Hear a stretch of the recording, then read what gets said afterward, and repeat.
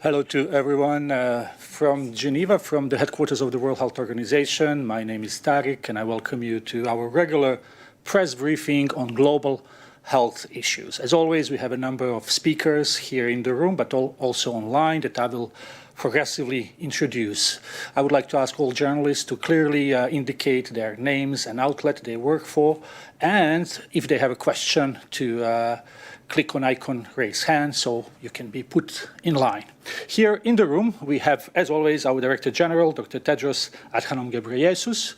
To his left is Dr. Maria Van Kerkhove, Director Interim Epidemic and Pandemic Preparedness and Prevention. Also, on that side of the table is Dr. Abdurrahman Mahmoud, Director at Interim of Alert and Response Coordination. To Dr. Tedros' right is Nabil Tabal, who is Deputy Incident Manager for Occupied Palestinian Territories and Lebanon. And also we have Dr. Michelle Yao, who is Incident Manager for Mpox outbreak. A number of other colleagues are online, and we will introduce them after the opening remarks of Dr. Tedros. With this, I give the floor to our Director General for the opening remarks. Thank you, Tariq. Good morning, good afternoon, and good evening. As you know, Monday marks 1 year since the horrific attacks by Hamas and other armed groups on Israel. Those attacks began a chain of events that have caused unspeakable suffering to civilians in Israel, Gaza, the West Bank, and now in Lebanon. Since the 7th of October last year, more than 1,500 people have been killed in Israel, almost 42,000 in Gaza, and more than 700 in the West Bank. In addition, more than 10,000 people are missing in Gaza, and 1.9 million people are displaced, while 101 hostages taken from Israel remain in Gaza. In Lebanon, more than 1,600 people have been killed and more than 1 million displaced, including 350,000 now living in shelters and 160,000 who have crossed the border into the Syrian Arab Republic. 70% of those are Syrians who had sought refuge in Lebanon from the war in their homeland. The government of Syria, the UN, and partners are doing their best to respond to this influx, but additional support will be needed. In southern Lebanon, 37 health facilities have been closed, while in Beirut, 3 hospitals have been forced to fully evacuate staff and patients, and another 2 were partially evacuated. Health and humanitarian workers, including WHO staff, have done incredible work under very difficult and dangerous conditions with limited supplies. And yet, healthcare continues to come under attack. In Lebanon alone, 28 health workers have been killed in the last 24 hours. Many health workers are not reporting to duty as they fled the areas where they work due to bombardments. This is severely limiting the provision of mass trauma management and continuity of health services. WHO is working with Lebanon's Ministry of Public Health to support effective management of trauma and mass casualty at hospitals. We had planned to deliver a large shipment of trauma and medical supplies tomorrow to Lebanon. Unfortunately, this has not been possible due to the almost complete closure of Beirut's airport. WHO calls on all partners to facilitate flights to deliver much-needed life-saving supplies to Lebanon. The Islamic Republic of Iran's attack on Israel is a dangerous escalation with serious consequences for the region. WHO calls for a de-escalation of the conflict, for healthcare to be protected and not attacked, for access routes to be secured and supplies delivered, and for a ceasefire, a political solution, and peace. The best medicine is peace. Now to Rwanda, where last week the Ministry of Health announced an outbreak of Marburg virus disease. So far, 36 cases have been confirmed, including 11 deaths from 7 of the country's 30 districts. 25 patients are isolated and receiving care. Contact tracing is underway with 300 contacts under follow-up. More than 70% of the confirmed cases are health workers from 2 health facilities in the capital, Kigali, according to the report from the Ministry of Health. This is the first time Marburg virus disease has been reported in Rwanda. The government of Rwanda is coordinating the response with support from WHO and partners. WHO has sent experts to support the response, including for infection prevention and control, clinical care, logistics, technical expertise, and research. Public health tools, including contact tracing, early detection and care, community engagement, and risk communication, are effective in stopping transmission and saving lives. Treatments and vaccines against Marburg virus disease are in development, and WHO stands ready to facilitate the delivery of these products and to support national research to carry out clinical trials. WHO assesses the risk of this outbreak as very high at the national level, high at the regional level, and low at the global level. Last week, I was at the United Nations General Assembly in New York, where world leaders approved a political declaration on antimicrobial resistance. The declaration includes several targets: to reduce deaths related to AMR by 10% by 2030, to see 80% of countries having access to testing for AMR, to see all health facilities in all countries with water, sanitation, and hygiene services, and to mobilize $100 million to support at least 60% of countries to have funded national action plans. We urge all countries to take immediate action on the commitments they have made and the targets they have set. WHO stands ready to support them to do that. Earlier this week, WHO validated Brazil for the elimination of lymphatic filariasis as a public health problem, and Pakistan for the elimination of trachoma as a public health problem. Lymphatic filariasis is a painful, disfiguring, disabling, and stigmatizing parasitic disease, while trachoma is a bacterial eye disease that's responsible for blindness or visual impairment in about 1.9 million people. In both countries, this achievement is due to unwavering commitment, the target use of medical and public health tools, and the support of many partners. Brazil becomes the 20th country to eliminate lymphatic filariasis, while Pakistan is the 19th to eliminate trachoma. I congratulate both countries. Since 1997, 53 countries have eliminated one or more neglected tropical diseases, including 4 so far this year, with more to come. Again, congratulations to Brazil and Pakistan for this achievement. Finally, this month, October is Breast Cancer Awareness Month. Breast cancer is the most common cancer among women globally. This year, we are highlighting the importance of early detection, timely diagnosis, and comprehensive treatment. In 2021, WHO established a global breast cancer initiative with the goal of reducing breast cancer deaths by 2.5% every year, saving 2.5 million lives over 20 years. Tariq, back to you. Thank you very much, Dr. Tedros, for these opening remarks. Again, to remind journalists, if you want to ask a question, please click the icon raise hand, and you will be put in the queue.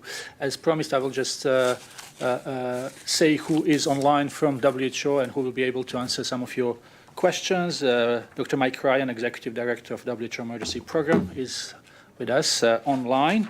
Dr. Anaïs Legand, who is a team lead for viral hemorrhagic fevers, as well is with us, as well as Dr. Ayadil Saperbekov, team lead for health emergencies at the World Health Organization in the occupied Palestinian territory. Dr. Michel Thieren is WHO Special Representative for Israel, and he's also with us. Dr. Abdenasser Abu Bakr is WHO representative in Lebanon.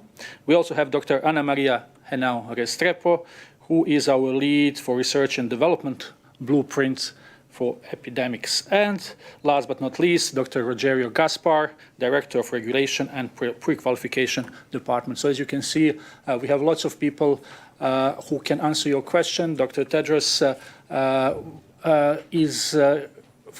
has to leave this press conference because of other commitments, but as you have heard, we have a number of people who will be able to answer any questions. So we will start immediately with the first question. That's Kai Kupferschmidt from Science. Kai, the floor is yours. Please unmute yourself. Thanks a lot.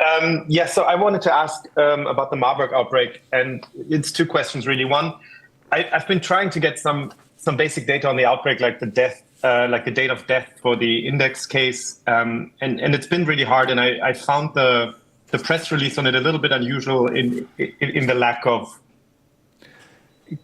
Sorry, can you hear me?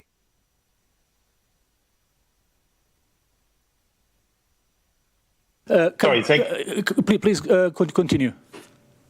Okay, so, sorry. So it's a little bit unusual because that there's very few dates, and also I think Tedros just talked about 7 regions in the country. When you look at the map, it looks quite spread out. But from what the Minister of Health of Rwanda just said in the Africa CDC press briefing, that's just contacts that were traced there. So my first question is just, can you give a little bit more detail on on dates or anything we know about whether this is actually one big hospital outbreak in Kigali, or what we know about the outbreak? And then the second question is really, are you at all concerned about the lack of information that you're getting? Is this unusual? Is it what you'd expect? Thank you.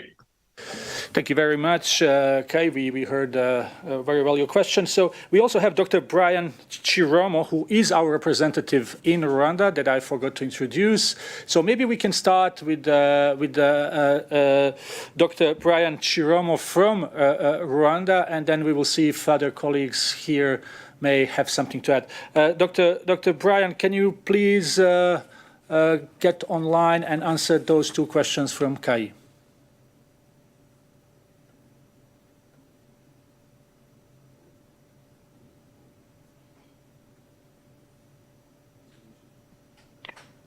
Thank you very much for those two questions.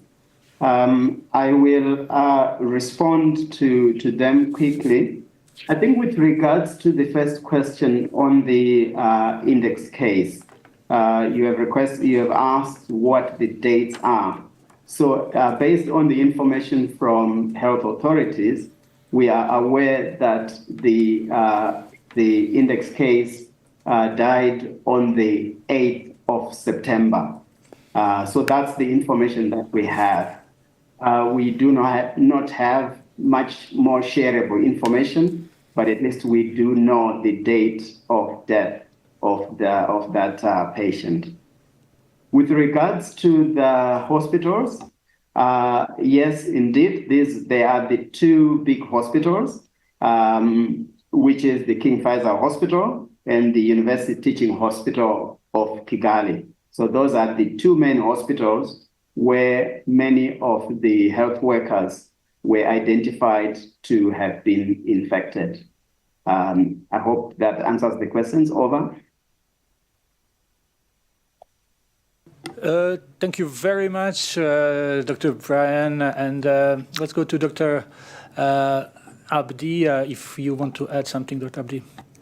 No, thanks. I just wanted to put in context how other Marburg viruses are behaving in the role of super spreading event, particularly nosocomial transmission, the large outbreak we had in Angola and other outbreaks. So we don't have the details. And as DG said, we have sent a large team of epidemiologists that are now well integrated, working very closely with the government. In the coming days, we will have more data analyzed, triangulating all sorts of data. But as of now, is the limited available data that we have. It shows that there are two large super spreading events, and that's not unusual for Marburg, previous Marburg outbreak.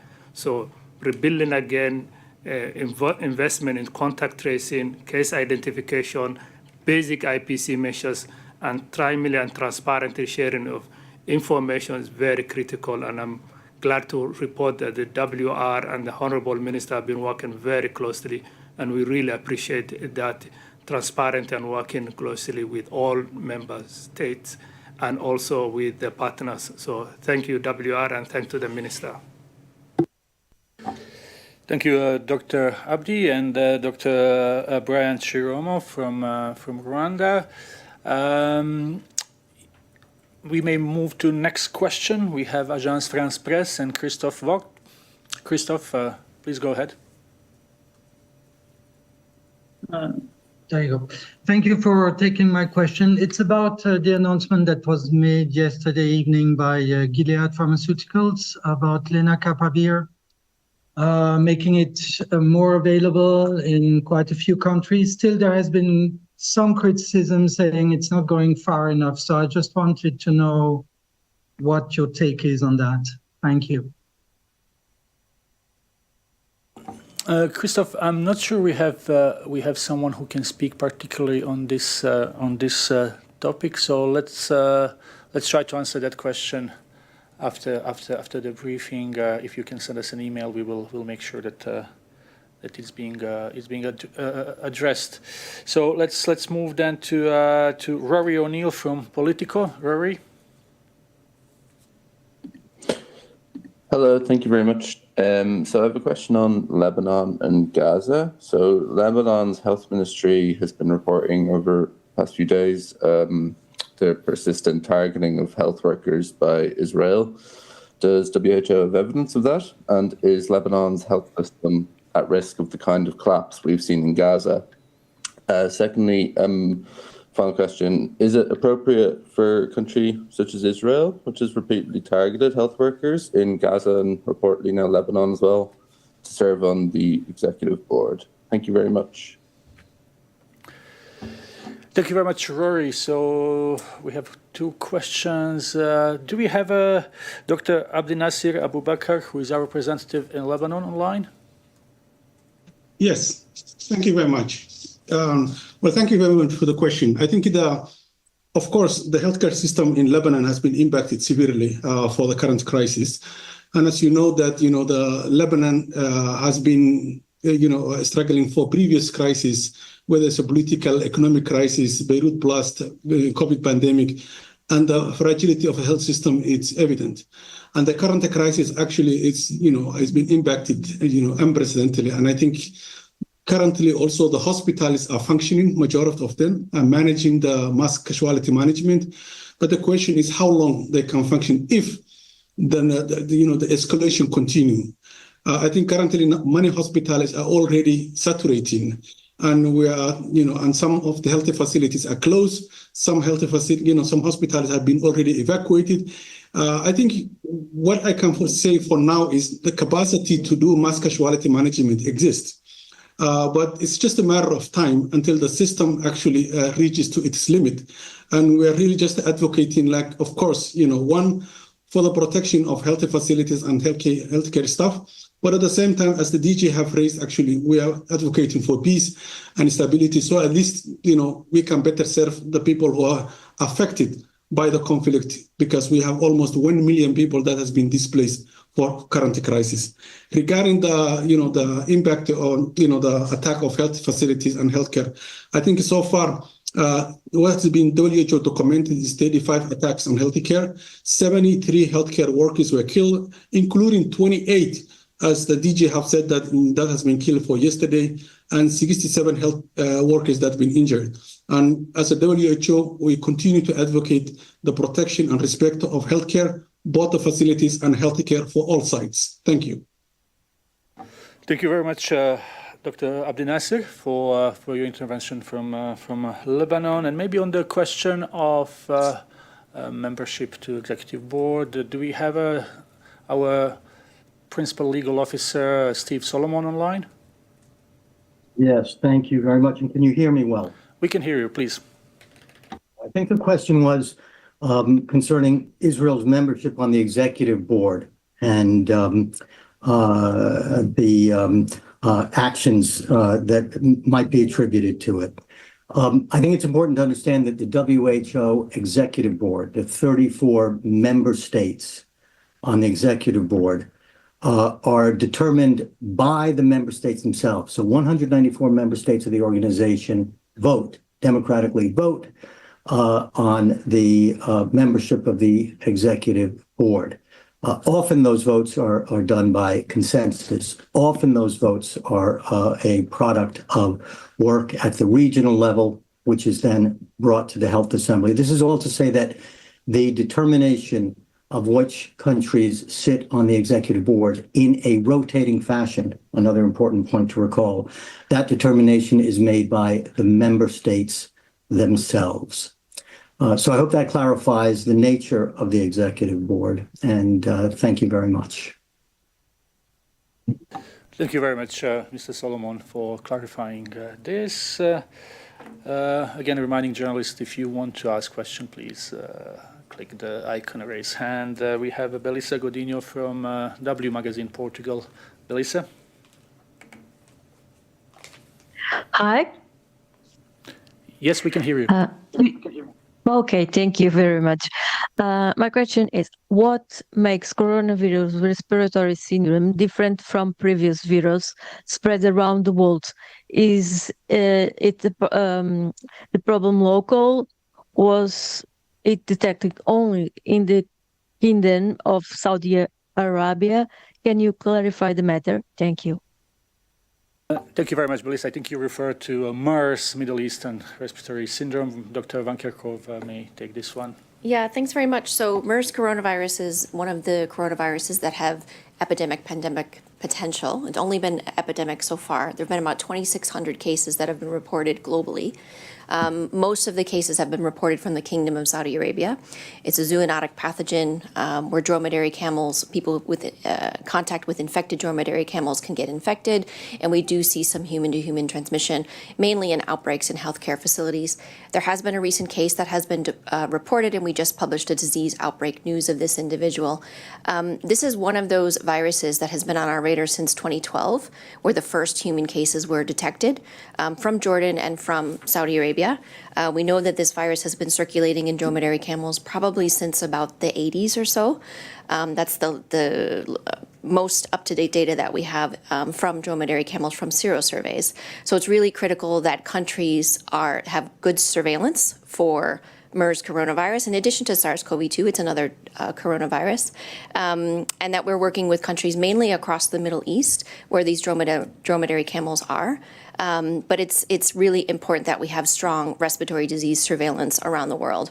And again, during COVID, PCR-based systems have been significantly strengthened, and this is something that is of benefit for any of these types of pathogens, many of the types of pathogens that we're talking about today. Thank you very much, Dr. Van Kerkhove, for this. Hope this answers the question. And now we will go to John Zagacostas, who writes for Lancet. John? Yes, good afternoon. It's a follow-up question to my colleagues. I was wondering if possibly if the WHO rep in Lebanon can give us more details on the 28 health workers that Dr. Tedros mentioned were killed in the last 24 hours. Were they, how were they killed? If you have the details, I know you have your tracking service that independently verifies the various attacks on healthcare. That would be helpful, and perhaps if Dr. Ryan can chip in, thanks as well. Thank you, John. So you already gave us orders who will speak. So let's start with Dr. Abdinasir, and then Dr. Ryan may wants to add something.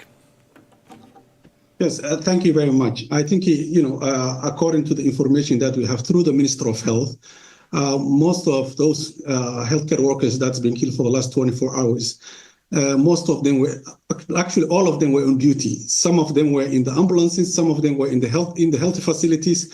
And the Minister of Health confirmed that, all those killed and those who were injured for the last 24 hours, even 48 hours, they were on duty trying to help, civilians who have been wounded for the conflict into that. So that's exactly what information that we have, and we rely on the report from the Minister of Health, and we have our strong surveillance system to gather that information. But I think more of the details probably I will leave with my client to elaborate more on this issue, because it's not something that has happened right now in Lebanon, but I think it's happening across many of the conflict-affected area where the health care, both facilities and healthcare workers, is being targeted indiscriminately, and that's actually impacting the service provision of the vulnerable people. Over. Thank you very much. I think this answered the question. Unless Dr. Ryan wants to add something, we may want to go to the next question. Let's go to Albert Otti from DPA. Albert, please unmute yourself. Hello, Albert Otti, DPA. I have one more follow-up question also on the killed healthcare workers in Lebanon. The 73 that have been killed so far in total, since when have those been killed? What is the starting point of that count? Let's start maybe again with Dr. Abdinasir Abubakar.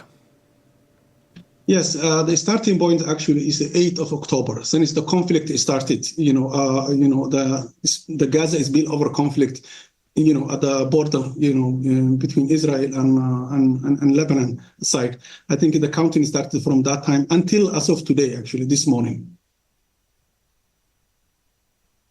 Thank you very much. Maybe we have Nabil Tabal, who may add something. Yes, just to add, so indeed, as WR said, so we as WHO, we're mandated by the member states to set up the monitoring system for attacks on healthcare. And this has been indeed set up in Lebanon with the start of the hostilities in 8th of October last year. So all figures that we're providing are cumulative since that point. And this also, it's independent monitoring and reporting that goes also through a verification process. Over.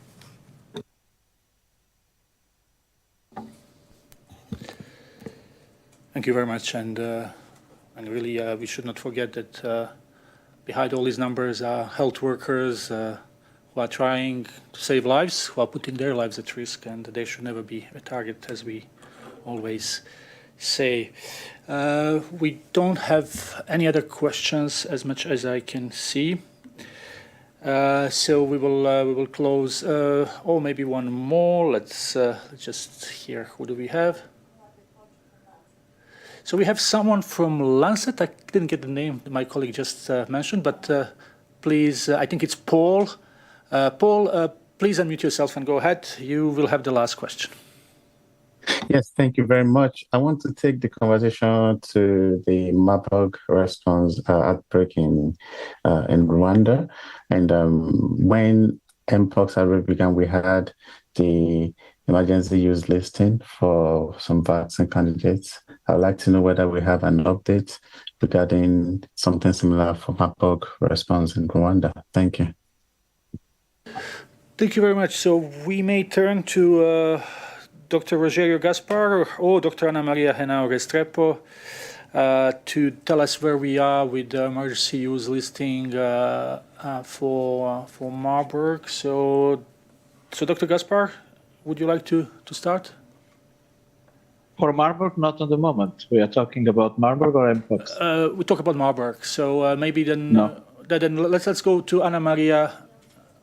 Yeah, good afternoon. Just to clarify that we have candidate vaccines and candidate therapeutics, but they don't have yet the clinical efficacy data or immunogenicity that will allow our colleagues in the regulatory team to proceed with the emergency use listing. As Dr. Tedros says, WHO has been working with a consortium of over 180 researchers and developers from all around the world And we hope that we all continue to work collectively and together to support the government of Rwanda to seek the opportunity to evaluate these candidate vaccines and therapeutics using a state-of-the-art randomized trials as recommended by WHO. So yes, it's important, but we don't have the evidence for the colleagues to move forward with the emergency use listing. Thank you. Thank you very much. And I understand that part of the question was on Mpox. So let's go back to Dr. Gaspar to address issues on Mpox. Okay, so on Mpox, thank you so much. On Mpox, on the vaccines, as you know, we had the pre-qualification of the Bavarian Nordic vaccine. We are now working on the final review for the extension for 12 to 17, following the approval by the European Medicines Agency. We are planning to issue a final declaration, hopefully of approval, either tomorrow or on Monday. So it's eminently approval with extension for 12 to 17, not yet concluded. A number of details need to be concluded by the team during the day of today, tomorrow, and we hope to close it by tomorrow. On LC16, we are on the final rounds of questions. As you might imagine, there's a number of issues with the vaccine that was developed a long time ago to suit adequate criteria in terms of the programmatic suitability. These issues have been dealt. I think we are now on the third round of questions on some of the technical issues, very close to conclude. I don't want to share numbers, but it's only a few questions still pending that we hope to solve during next week. Once those questions are solved, we will convene the technical advisory group. In principle, we have a date now scheduled for October 21st. So that's our first priority in terms of approval of the UL for the LC16. ACAM 2000, we have finalized the legal arrangements that will allow the company to submit data. And once the data is submitted, we'll take first the decision if the data is sufficient for UL or PQ. And during the approval, of course, we will have to consider the specific situation of ICAM 2000, some target populations, the conditions for deployment in the specific setting. So I cannot anticipate either a positive or negative opinion, and I cannot anticipate right now if it will be EUL or PQ. It will be driven by data. As you all know, there's a recommendation from SAGE on the use of this vaccine on a specific setting, and the full marketing authorization by the US FDA, for example, implies control of every single person that is administered the vaccine to understand if they are immunocompromised or not, and specifically if they are seropositive for HIV. So there's a number of barriers there for the use of that vaccine in the specific setting. We are long from taking a decision. On diagnostics, I can announce that is imminent. I think we are preparing to issue today a press release on the emergency use listing of the first diagnostic for Mpox, which will be Abbott. We are already on the second company that submitted in the evaluation. Both of them are abridged EUL procedures, and we are starting the evaluation for a third diagnostic, and this one will be a full EUL also. So during the next 2 weeks, I think that we will have more news on these two. Time of assessment for the Abbott diagnostic, for those of you that track these things, was 10 days. So this is what I can report for the moment. Thank you. Thank you very much, Dr. Gaspar and Dr. Restrepo, for update on where we are with tools for Mpox and Marburg. We have more questions coming. Let's go to Jamie Keaton from Associated Press. Jamie. Thank you, Tarek. Can you hear me? Yes. Great, thank you. My question is also for Dr. Gaspar. You said from 12 to 17 on the listing for the Mpox. I assume you mean 12 to 17 years old. And could you please specify what you know about what percentage of children in DRC, because we know that children are the most affected, fall into that age category? Thanks. Thank you very much. So maybe Dr. Gaspar, but we also have Dr. Michelle Yao, who is incident manager for Mpox. Dr. Gaspar, would you like to start? On epidemiology, I have to defer to my colleagues. Okay, so Dr. Yao? Tariq, if you want, I can talk. Please go ahead. Yes, Dr. Ana Maria, please go ahead. Yes, to say that it is important to consider that the epidemiology changes according to the area. And we have two kinds of virus circulating in the DRC and in Africa in general now. One is the clade 1A that is linked to the endemic disease and mostly affects children.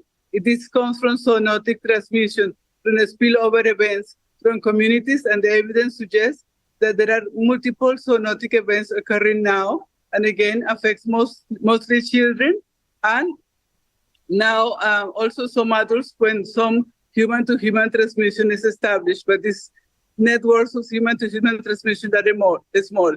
In these communities, the percentage of children in the population could be up to 40%.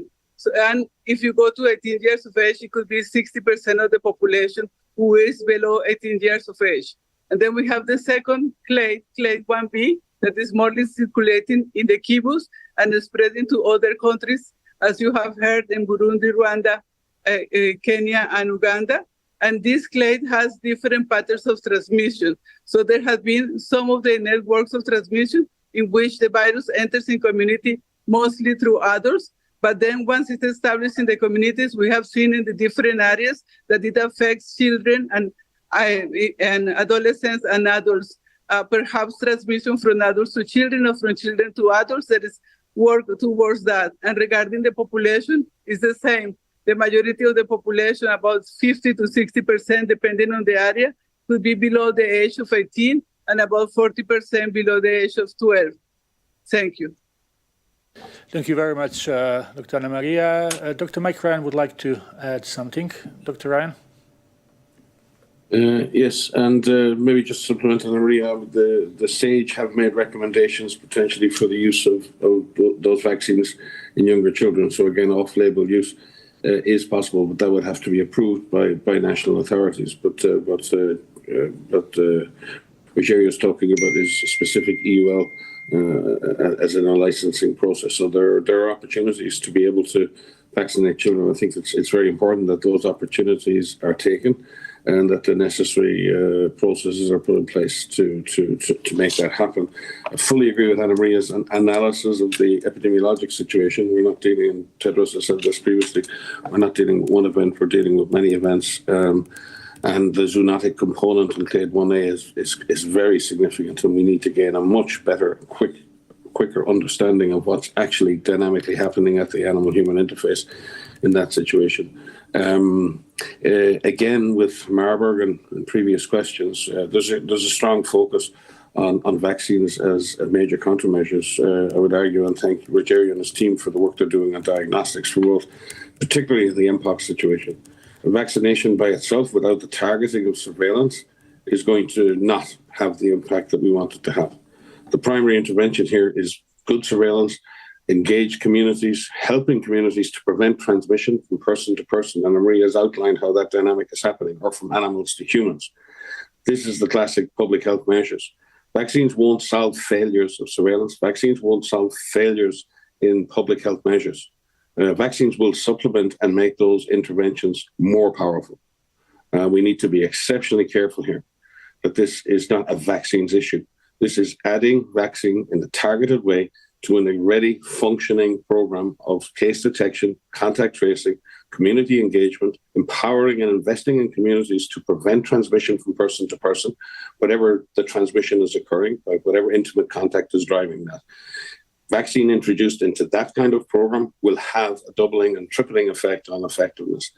In the case of Marburg, for example, vaccines have never been a solution in previous Marburg outbreaks. The Marburg has been, as Abdi has alluded to, essentially nosocomial events in the past. There is community transmission, but what we've seen is Marburg virus exploiting situations where there are failures of infection prevention and control, very often in sophisticated hospitals where there are multiple interventions in patients. So therefore, in the laudable act of trying to provide assistance, healthcare itself can become embroiled in the transmission chain. We saw that in Hong Kong during SARS-1. We saw that in Canada. We've seen that in COVID and other situations. This is not unusual. But what it does mean is that the major amplification events in Marburg are not occurring in the community, they're occurring within healthcare facilities. And that's why it's exceptionally important that the surveillance systems and the infection prevention and control systems within healthcare facilities in Rwanda are being beefed up, and we're very grateful for that. That's the major intervention. With regard to vaccines, there are candidate vaccines and have been candidate vaccines much further up the chain, up the research chain. And Anna-Marie and her team and many colleagues in many institutions, including principal investigators in all the at-risk countries for Marburg, for Sudan virus disease and other diseases, have been working on master protocols for over a year, 2 years now, looking at establishing a mechanism where we can deploy investigational use vaccines in properly controlled research conditions that will allow us both to deploy those vaccines for the assistance of people, but also, crucially, to gather the necessary clinical data that will allow those vaccines to advance in terms of their licensing. So we can avoid emergency use licensing in the future, that we can get licensed products available at an appropriate cost to all countries at risk of these rare but devastating diseases. And I would thank Anna Maria for the work that she has led with the R&D Blueprint for Epidemics and all of the partners out there. It's exceptionally important that we do collect that data. But again, vaccines are not required to stop Marburg. What's required is a strong public health program, which we have every confidence the government of Rwanda will put in place, especially around infection prevention and control. And then we need to deploy vaccines in a way that we can collect the necessary information that will allow us to further advance their use in future epidemics. Over. Thank you very much, Dr. Ryan. And before we close this press briefing, let's just take the follow-up question from John Zagakostas. John. Yes, thank you, Tariq. It actually concerns what Dr. Tedros mentioned about the emergency supplies that you were trying to get into Lebanon and they had to be postponed because of security measures concerning the airport, whatever. Are you looking at alternative routes to get these emergency supplies in, either by sea or by land? Thank you. Thank you very much. Dr. Abdel-Nasir, would you like to start? Yes, thank you very much. I think, first we are trying to address some of those shortcomings because the airport officially is not closed, but many of the international airlines have suspended the flights to Beirut. The only airline that's flying is the Middle East. And unfortunately, Middle East doesn't have the cargo in planes to transport.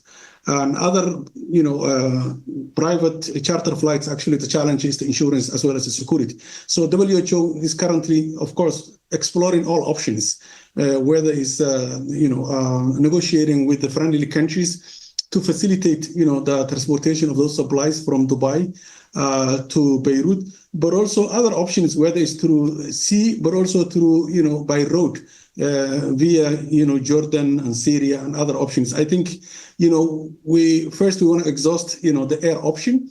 If the air option transportation is not, viable, then I think we need to, resource for other options into that. But as of now, I think there are some, that's why the DG has appealed other countries to assist for air, transportation to facilitate those supplies, especially the life-saving supplies that we really need to maintain, the mass casualty management. Thank you very much, Dr. Abdel-Nasir, and thanks to all of our experts who were online with us today and here in the room. Thanks also to all journalists who were following us and others as well on our social media platforms. With this, we will wish you a very nice end of the day and see you next time for our next press briefing.